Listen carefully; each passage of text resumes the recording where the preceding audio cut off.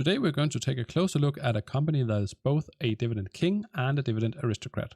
And to be a dividend king, you need to have raised your dividend for 50 consecutive years. So that is no small accomplishment. And the company is Stanley Black & Decker, stock ticker symbol SWK. So Stanley Black & Decker engages in tools, storage, and industrial businesses in the United States, Canada, rest of the Americas, Europe, and Asia. They cater to both the professional and retail markets. And over the last year, they are down 47.86%. They have a market cap of $16.60 billion, and at the time of recording, the share price is at $105.82. They trade at a forward non-GAAP PE ratio of 11.17, and compared to the average 5-year PE ratio, it's actually 37% below at 17.82. So it appears to be trading at a discount. Over the last 5 years, they do have revenue growth, and the profit margin is above that 10% threshold. It's at 10.8. And the net income is also growing, which is great. They are not doing share buybacks. It's actually diluted the number of shares outstanding by 6% over the last 5 years. But the dividend yield is at a pretty good 2.87%, so that is a check.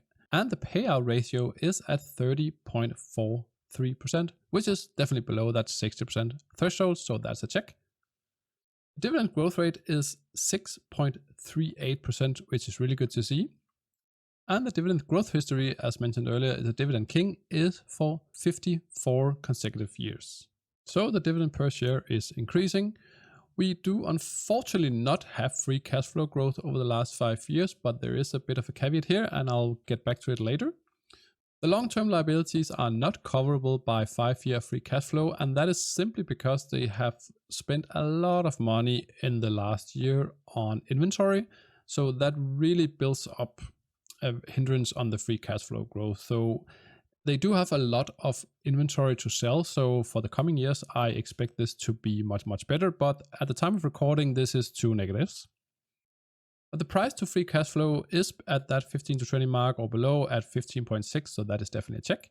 And it appears to be trading at a fair value according to the free cash flow. So before we jump into the verdict, if you did enjoy the content, please consider subscribing to the channel for more videos in the future. And if you did enjoy the video, please leave a like beforehand, and let's jump right into the verdict, which is 11 out of 14 checks, which is pretty good. Appearing to be trading at a fair value based on the free cash flow. And I think right around now could be a pretty good price point to get into. I'm not saying it can't go even lower because the market is declining right now. So obviously everything can go lower. But it trades at relatively lower multiples compared to their average.